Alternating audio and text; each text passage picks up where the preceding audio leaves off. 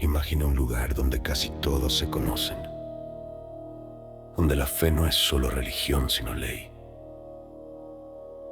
y donde el miedo tiene permiso para decidir quién es inocente y quién no. Salem no era un castillo oscuro ni un bosque embrujado.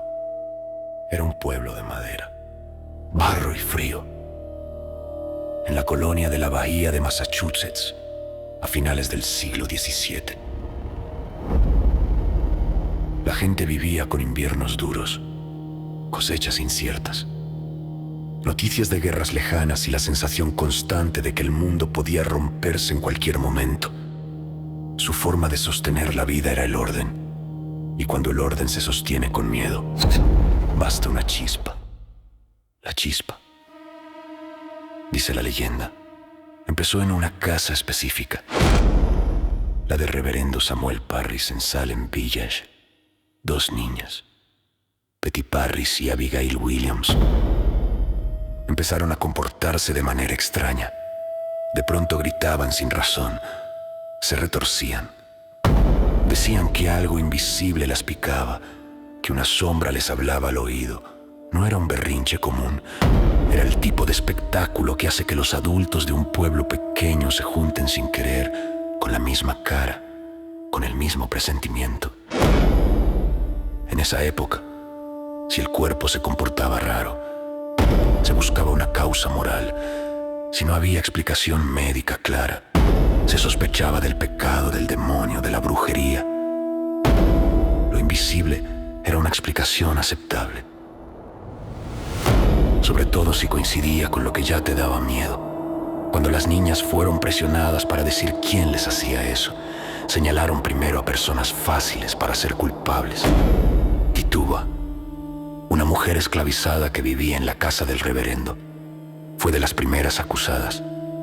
También señalaron a Sarah Good, pobre y sin protección social, y a Sarah Osborne, que ya era vista con malos ojos. La leyenda se vuelve más escalofriante aquí porque el mecanismo se repite en muchas historias humanas. Primero se acusa a quien nadie va a defender con fuerza. Pero Salem no se detuvo ahí.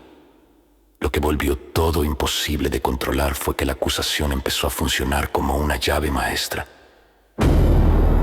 Una vez que el pueblo aceptó la idea de que una bruja podía esconderse entre vecinos, cualquiera podía ser señalado. Bastaba una discusión vieja, una envidia, una herencia, una frontera de tierra, una frase malinterpretada, un sermón ardiente. Bastaba ser raro, bastaba ser mujer con carácter, bastaba tener una enemistad, bastaba, incluso, que alguien necesitara una explicación para su propia angustia. Y como el miedo siempre necesita pruebas que no sean pruebas, apareció algo que hoy suena increíble, pero que entonces tenía peso, la llamada evidencia espectral.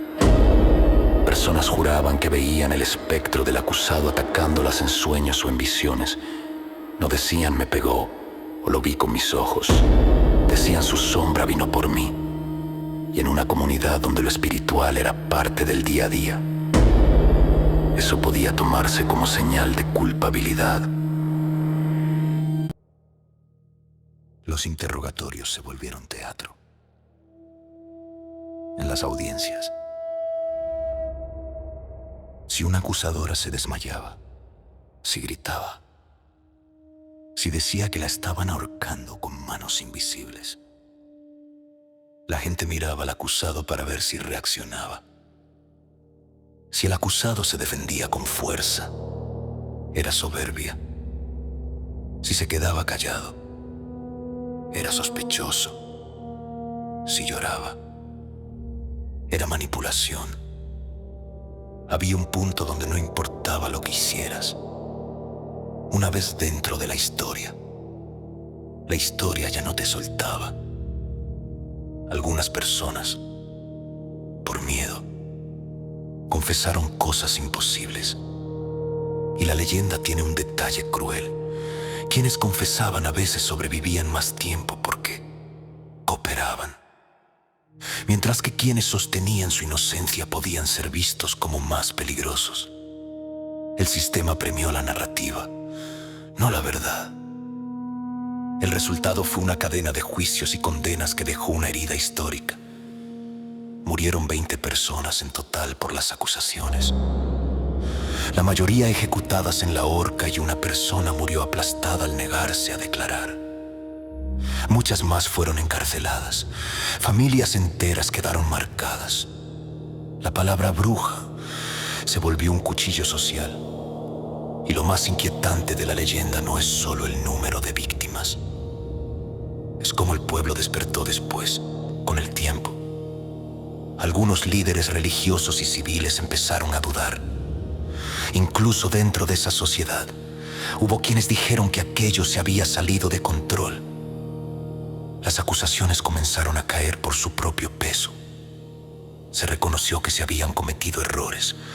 Hubo disculpas posteriores, compensaciones, intentos de limpiar nombres.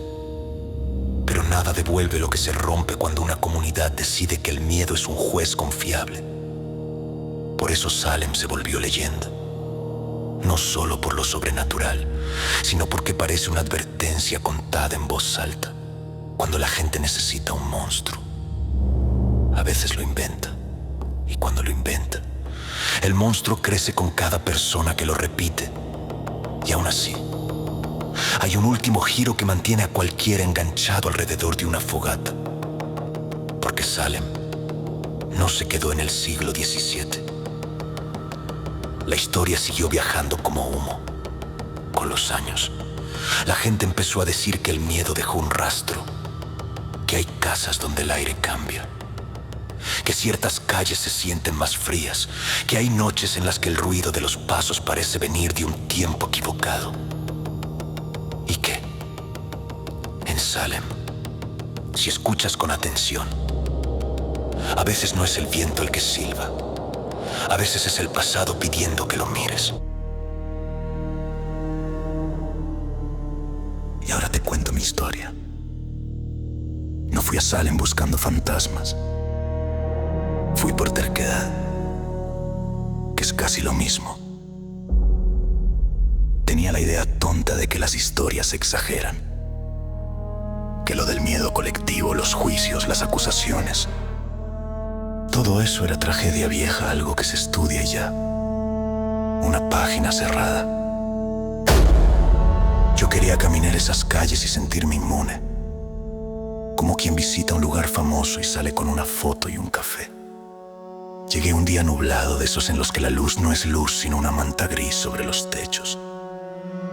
El pueblo estaba lleno de tiendas, recorridos, letreros, gente con sudaderas y cámaras. Todo parecía normal. Demasiado normal para cargar tanta historia.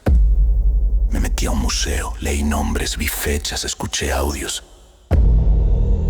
Y algo me pasó que no esperaba. No fue miedo. Fue otra cosa. Como una incomodidad pequeña, insistente. Como si te hubieran puesto una piedra en el zapato y por orgullo decidieras caminar igual.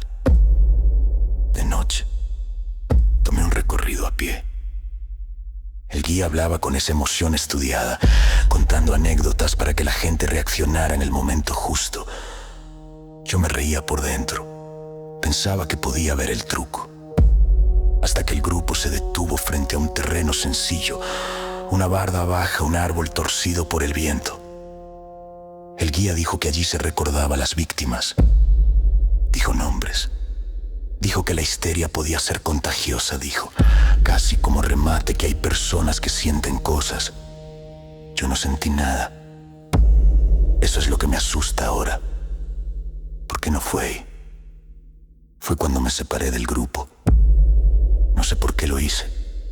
Fue como si de pronto escuchara mi nombre dicho por alguien que me conocía, pero en un tono que no era de aquí. Volteé. No había nadie. El guía ya había avanzado con todos. Yo me quedé atrás unos segundos, mirando la calle vacía, creyendo que iba a alcanzarlos y ya. Entonces vi a la primera. No la vi como se ven las cosas claras. La vi como se ve un reflejo cuando el vidrio está sucio. Una mujer de pie a media calle sin moverse. Vestido oscuro, cabello recogido, manos juntas como si tuviera frío. Lo raro no fue su ropa, lo raro fue su forma de estar. No parecía turista, no parecía actriz, no parecía un recuerdo. Parecía una pausa. Me quedé quieto esperando que caminara, que hiciera algo, no hizo nada. Y ese fue el primer error. Porque el cuerpo, cuando algo no encaja, quiere arreglarlo, quiere tocarlo, quiere entenderlo. Yo di un paso hacia ella sin pensar, con esa curiosidad estúpida de quien cree que controla la situación. Ella levantó la cara. No tenía una mirada de susto ni de amenaza. Tenía una mirada de cansancio, como si me hubiera estado esperando desde hace mucho y yo, por fin, hubiera llegado tarde. Quise decirle algo, preguntarle si estaba bien, si necesitaba ayuda, pero la garganta se me cerró. No por miedo, por una certeza rara, como cuando te das cuenta de que una puerta que creías salida en realidad es entrada. La mujer no habló, no movió los labios, y aún así la escuché. No en los oídos, en la cabeza, con una claridad que me dio vergüenza, como si mis pensamientos no fueran míos por un segundo. Escuché una frase sencilla, sin adornos. Di tu nombre. Se me erizó la piel, no por la frase, por el tono. No era una orden gritona, era una costumbre. Como pedir la sal en la mesa, como completar un trámite. Yo retrocedí. Dije, en voz baja, que no. Ni siquiera sé por qué dije no.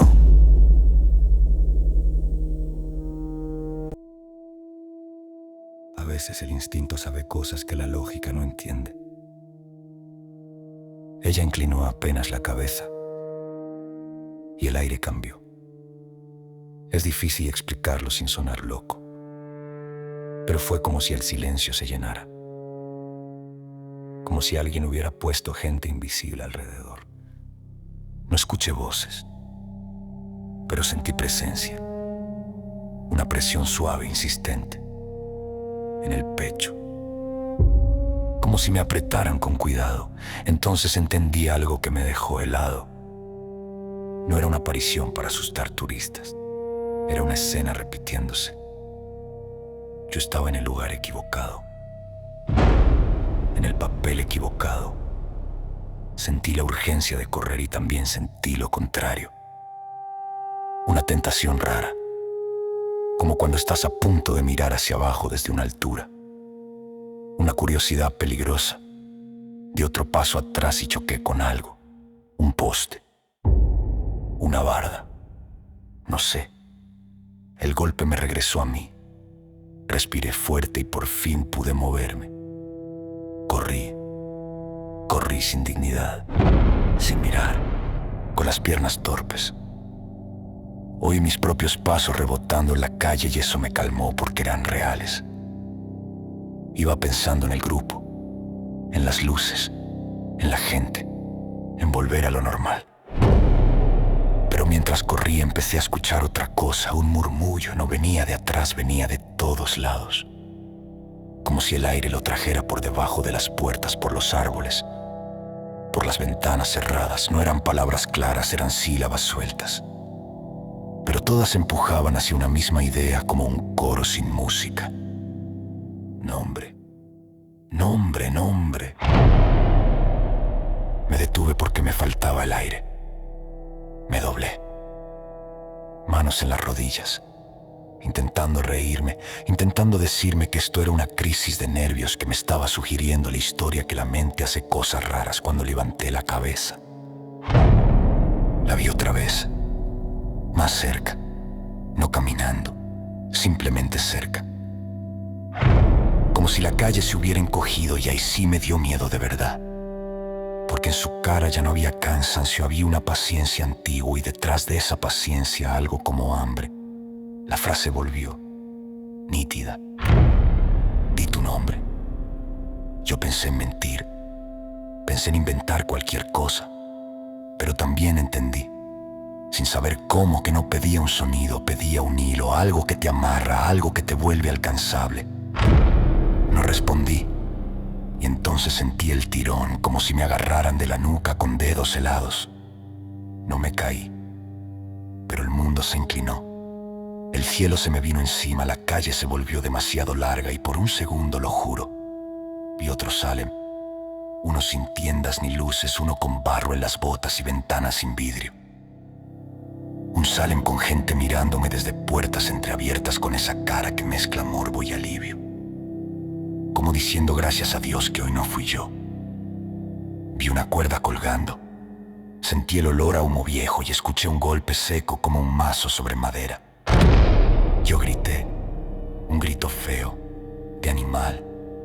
Eso fue lo que me salvó. Porque alguien me respondió desde el mundo real. Una voz de hombre, lejos, preguntando si estaba bien. Y esa pregunta, absurda y humana, cortó la escena como tijera, parpadeé y la calle volvió a ser calle. Las luces volvieron a ser luces.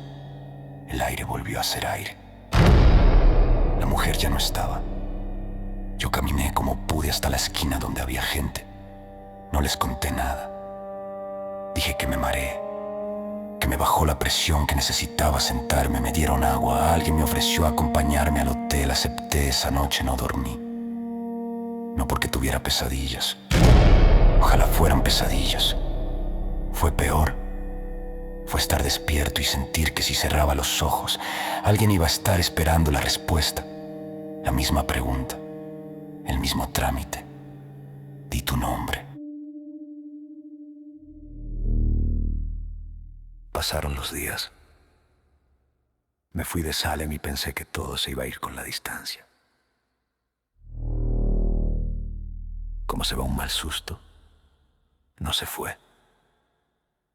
Volví a mi casa y empecé a notar las secuelas. Como se notan los moretones después del golpe. Primero fue la voz. No escucho voces todo el tiempo. No es eso. Pero hay momentos.